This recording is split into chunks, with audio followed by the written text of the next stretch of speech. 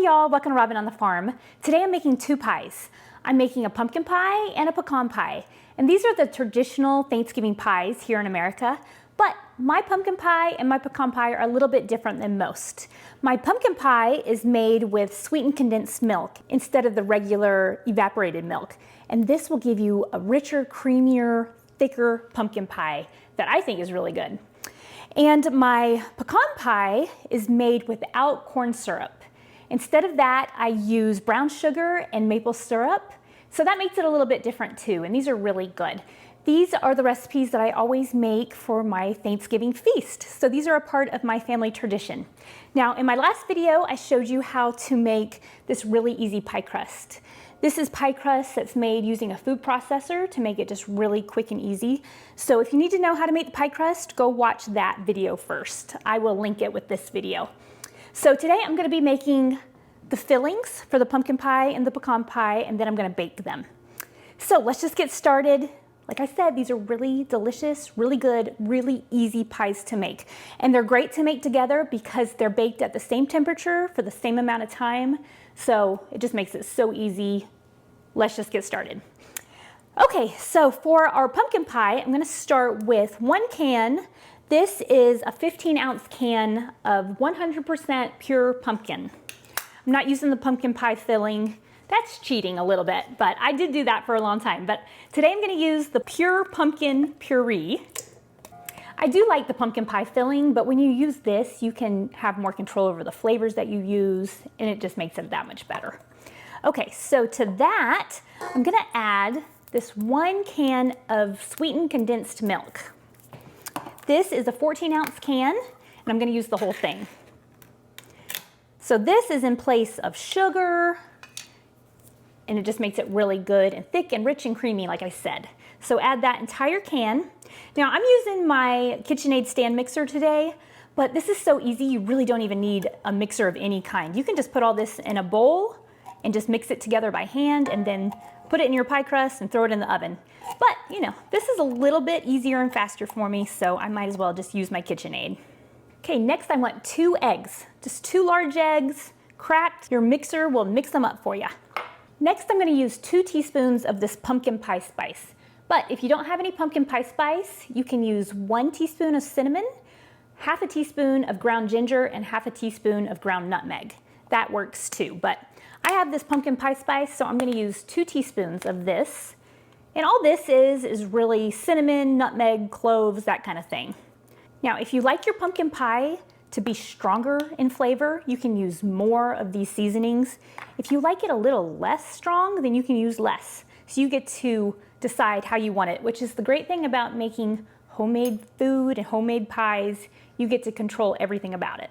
And our very last ingredient for this pumpkin pie, isn't this so easy? It's only a 5-ingredient pie. I want a 1/4 teaspoon of salt.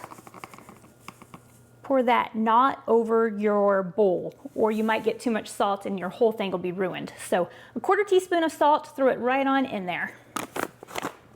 And those are all of our ingredients already. So I'm gonna go ahead and throw this into my mixer and let this mix it up just for a minute, and then it'll be ready to throw into our pie shell. I'm gonna put this on speed 1 or 2 and just give it a good mix. Okay, I just let the mixer mix this up for about 30 seconds, and that's all it took. Now it's time to pour this filling into our pie crust. Like I said, this is a really good all butter pie crust. I'm using my Lodge cast iron pie pan. Isn't that so pretty? This is gonna make a gorgeous pie. Okay, let's see. Now I'm just gonna pour this in. Oh, this looks so good and it smells so good. Now that our pumpkin pie is all done, I'm gonna put it to the side. Did you know that they estimate that about 50 million pumpkin pies are eaten every year for Thanksgiving? That's a lot of pumpkin pies. Okay, now on to our pecan pie. Now, like I said, this one is made without corn syrup, but it's made with brown sugar and maple syrup. So it's really, really good, has some great flavor. First, I'm gonna start with 3 eggs. I'm gonna put these 3 large eggs right into my mixer bowl. And next I want 1 cup of packed brown sugar. These pies are so great because you just throw everything into your mixing bowl and then you mix them up at the end. There's no creaming sugars, or it doesn't matter what order. You just throw it all into the bowl, let it mix up, and throw it into your pie pan. That is the kind of thing that I like. That is so easy. Okay, next we want 1/2 cup of pure maple syrup. This is my organic pure maple syrup. This isn't like the yummy sweet breakfast kind of syrup that you would eat that's not healthy. This is pure maple syrup. So 1/2 cup pure maple syrup, just throw it right on into your bowl. Our next ingredient is melted butter. We want 4 tablespoons of melted butter. Just pour that right on in there. You definitely want to use butter. A lot of times you can substitute oil for butter in recipes, but not this time. You need the butter. And next we want some pure vanilla extract. I'm going to use 2 teaspoons of this pure vanilla extract. And our next ingredient is salt. This is my Redmond's Fine Ancient Sea Salt that I really like, but you can definitely just use plain old white table salt. It's going to be exactly the same. This one's just kind of fun to use, and it's pink. So 1/2 teaspoon, put it right on into your bowl. Definitely measure not over your bowl.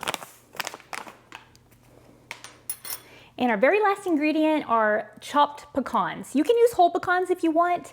I used to do that all the time, but now I've gotten to where I like to chop them. I think it's just a little bit easier to eat that way. But we're going to use 1 cup of chopped pecans. These are pecans from my farm. We have 14 huge old pecan trees on our farm that we harvest every year. We pick them up. It's back-breaking, but we get hundreds and hundreds of pounds of pecans every year, and I love it. We think that the pecan trees are somewhere between 80 to 100 years old. So that is pretty cool. They're big and beautiful, and I'm so thankful that someone a long time ago planted those pecan trees. Okay, so 1 cup pecans right on in there. Now that's it. I'm gonna throw this into my mixer and let it mix up probably for 30 seconds. And then it'll be ready to put into our pie pan. I read that the traditional Thanksgiving pies are pumpkin pie, pecan pie, and apple pie, which I always kind of think of apple pie as a Christmas pie. But then they were followed by chocolate pie, pear pie, lots of different things that I wouldn't think of for Thanksgiving. So tell me what y'all eat at your house for Thanksgiving. Do y'all eat pumpkin pie, pecan pie? What do you have? Okay, so these mixed up just for 30 seconds and it's totally done and it looks great. Now it's time to throw it into the pie pan. Isn't this crust so pretty? I love making pie crusts and I love using my cast iron pie pans. I love them, they're so fun. And really, if you show up to Thanksgiving with pies that look like this, oh, people are gonna be impressed. Way better than just a plain old glass or tin pie pan. These look legit, these look nice. Okay, this looks good. I'm just gonna pour this right on into this pie crust. If you like the more traditional look of the pecan halves on top of your pecan pie, go ahead and add them right now.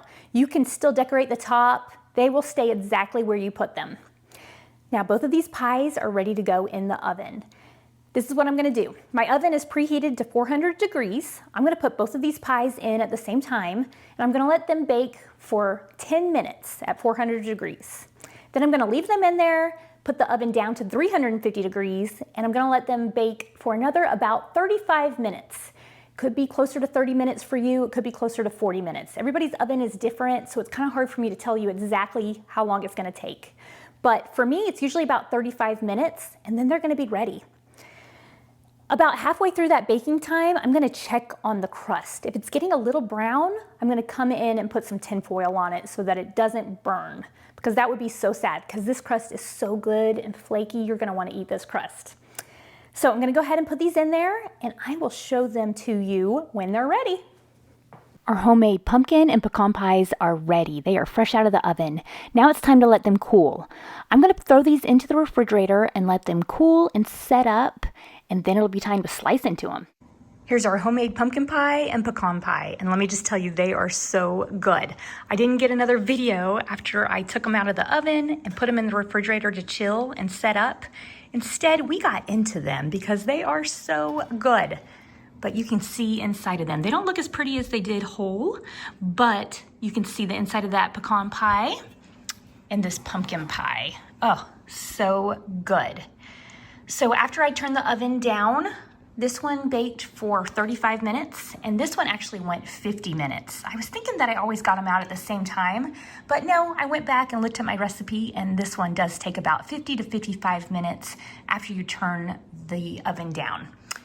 But let me just tell you, these are incredible and so yummy, and we are enjoying eating these even before Thanksgiving, maybe even a little more than normal, because usually on Thanksgiving we're so stuffed and then we eat our pie and you can't really enjoy it because you're so stuffed from the main meal.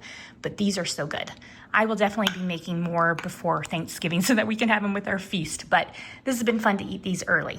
So if you're looking for a good pumpkin pie that's a little bit different, made with sweetened condensed milk, that's a little creamier, richer, this is a great one. If you're looking for a pecan pie that isn't made with corn syrup, then this one is great.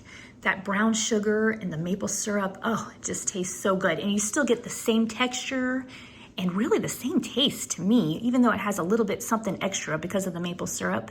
You get that same texture that you're looking for pecan pie. It tastes very traditional.